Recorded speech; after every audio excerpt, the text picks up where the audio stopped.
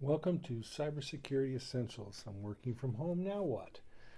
Today's topic is email.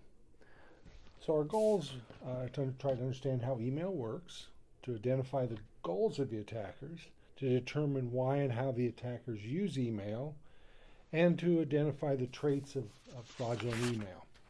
So outline, we're going to first start by looking at how email works, going through their goals, why they use it, how they use it. We're actually going to look at several different fraudulent emails, and then we'll have a little tip sheet.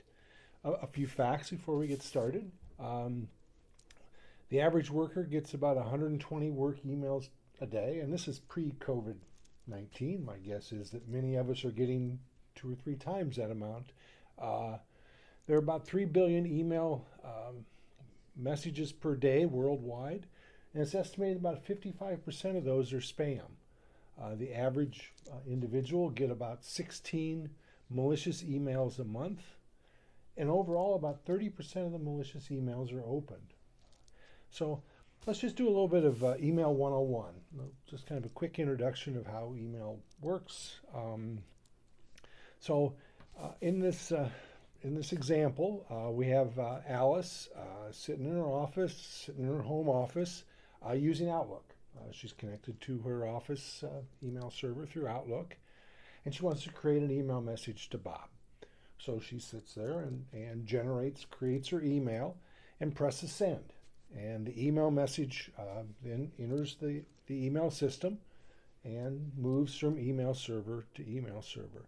So this is just equivalent to the way the postal service works. You sit at home, you write a letter, you address the letter, you put a stamp on it, and the most important part of that letter is the recipient address. You actually can leave the sender address blank, and you go put it in a mailbox, and magic happens, and it gets delivered to its destination. So really, the internet's kind of the same way. Alice creates the message, sends it into the email system, and magic happens. It is routed from email server to email server, and it finally shows up at Bob's account. Just again, the same way postal mail works. The letter gets delivered to the destination. So Bob happens to be using Gmail as his method to access email. The difference there is that Bob is using a browser, whether it be Firefox or Safari or some other browser, and logs into his Gmail account and can then see the message that Alice sent. What Bob sees when he has the email is he sees the sender, Alice. The message says it came from Alice, and he opens up and can see the content. So whatever Alice created is the content that Bob sees. Bob can turn around and then reply to the message, can save the message, print the message. The message may contain attachments or other things. He can save those. So an attacker can do the same thing. An attacker can create a message, put anything they want in the body of the message, and can create any return address they want. Remember, the return address isn't checked. So they can create fraudulent or misleading return addresses and can send a message to Bob, to Alice, or to anybody on the network. So let's talk a little bit about their goals. Their goals really tie into our first video. We talked about various goals attackers have. It turns out email is one of the easiest ways for them to accomplish many of these goals. They have a goal typically of either stealing credentials, getting your money, or getting your data. And many times getting credentials leads to money, or getting data leads to money. So a lot of it always, again, as we talked about, ties back to getting money. So why email? Well, first and foremost, it's free to use. Our analogy of email being like the Postal Service is true up to the point that the Postal Service charges you to send a letter. Email charges you nothing to send an email. And attackers get to directly interact with their victim. And they get to do this tell victims where to go, what address to go to, what website to potentially go to. They can send them links. Emails can also play on your emotion. Well-crafted emails can tell all sorts of stories, can include pictures.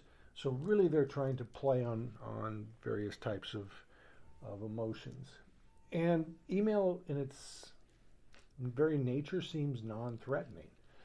Email shows up on your computer, and so it's something that you don't often associate with an individual on the other side. And bottom line is it works. As you mentioned earlier, about 30% of malicious emails are opened. So let's look at how attackers use email, and we'll actually go through examples of each of these. An attacker may ask you to respond to their email, providing data information. They may send you a link as part of the email. They may send you an attachment. They may also directly target you. And an attacker may threaten you. So if we look at an attacker wanting you to respond, we have an example. This is a very timely example. This one actually talks about surgical masks on stock. And this email is trying to get you to interact with the sender. They have a link to a WhatsApp. That's a messaging app that is allows people to interact. Also, they want you to potentially respond back to their email. Here, they're probably trying to defraud you of money. And again, very timely. They often play on various types of activities that are going on. COVID-19 right now is a very common thing that we see in email. But anytime there's a natural disaster or some big event, you'll see emails that are wrapped around that event. And so this is all these examples of emails are emails that I actually have gotten. Another common one is the attacker sends you a link. Now the idea behind sending you a link is they're trying to craft a story to get you to click on the link with the goal of giving up your username or password. The idea of getting after credit card information, Social Security information. So they're trying to get you to provide either data or your credentials. So this is an email I got a while back, and many times they try to make it look like this email is specific to you. So this has my email address in it, and says that my email storage has reached 99%, 1% left, and they want me to click on the link. If I were to click on the link, it would ask me for my username and password. And at the bottom of that, I've actually called out what that link goes to. If you hover over the link, you'll see that that link actually does not go. It goes to a rather weird-looking site. And so, again, that's an indication that this is a fraudulent email. Another one is the attacker sends you an attachment. Now, we don't see as much of this as we used to, only in that our software on our computers do a much better job of trying to detect malicious attachments. And we'll actually, in a later video, talk about malware and malicious attachments. But this is an example. This is claiming here's an invoice for driving on a toll road. And they want me to open up this attachment, which is supposedly the invoice. And it's not. It is a zip file, which is a compressed file. They often try to do things like that as a way to try to get past the software that's trying to protect us. So again, you see emails like this. This was a rage a while back. I haven't seen too many of these recently. Another set of emails is where they're much more specific in being able to target you. And so this next one is where they target employees. And this one started going around about 4 or 5 months ago. And this is one that actually reportedly came from my boss. I've redacted some of the pieces of that, but the from address was his email address .iastate.edu at gmail.com. So a quick glance, you would see his the from address being his email.iastate.edu. And it's very simple. It just asks quick request available. This is interesting because it doesn't say enough for you to think that it may be malicious. And they want you to respond, interact with them. In this particular case, I saw this and I interacted once with them, sent them a note, and they basically said, hey, call me, and it came back and said, I'm away from the phone. What I really need to have you do, I'll get is to email me, and I'm going to need you to get something from the store. Turns out that they're trying to get you to go get a Walmart gift card or some other Walmart, Target, wherever, and read them off the numbers. They're going to weave a story about how they're trapped somewhere, how something's going on, and they need a money via a gift card. So that's one that, as I said, showed up. We see them targeting students, again, .edu as an address. This is something you may start to see more now with everybody learning at home.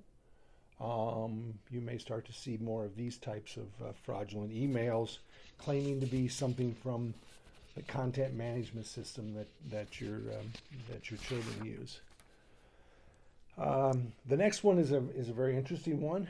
Yes, this is a real email I got, claiming to be a hitman, well-known hitman, by the way, on the deep web, and that somebody paid $1,000 to break my arm.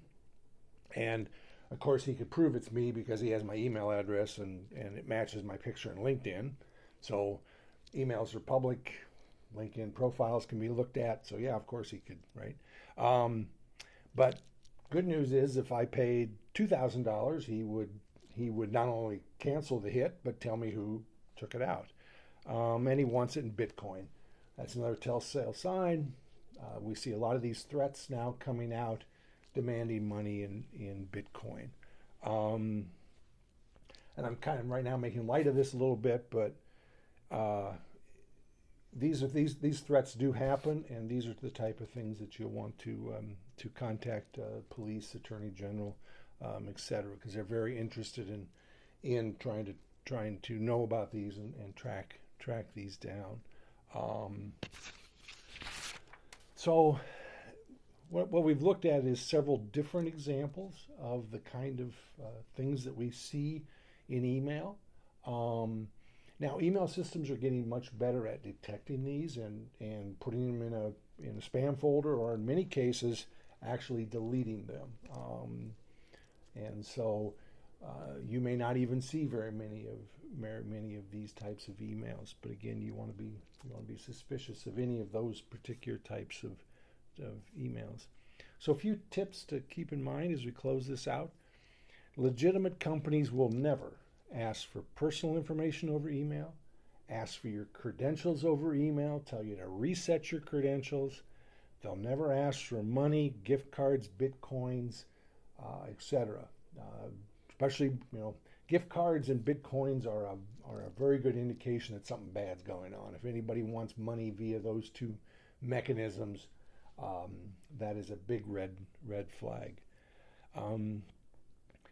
If you didn't expect the email, don't trust it.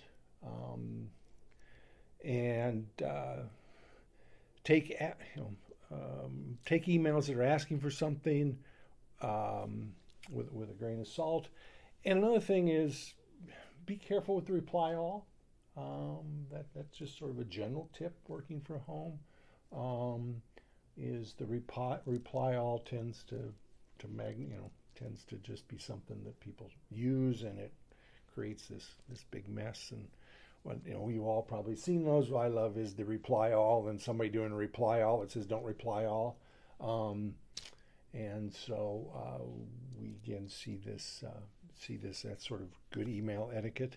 But again, in today's environment, we're doing a lot more over email, and attackers know that, and so they're going to take advantage of the fact that we're doing more and more business over email. So again, just look at all the emails with some caution. If you really think that there's something fishy about that particular email, then if it's a link, type in if you get an email that says, for example, your bank account's been compromised, then go to your browser and type in your bank URL. Don't click on the link. So again, be very cautious about those random emails that just happen to show up. So again, email is a very powerful tool, but it's just something that we have to be a little leery of. So again, thank you for listening to this series on and this episode on email. Stay tuned for our next episode on the World Wide Web. And again, I want to thank Iowa State University, Des Moines Area Community College, the Iowa Cyber Hub for helping to sponsor this video series. And again, this is distributed under the Creative Commons license. So again, thank you.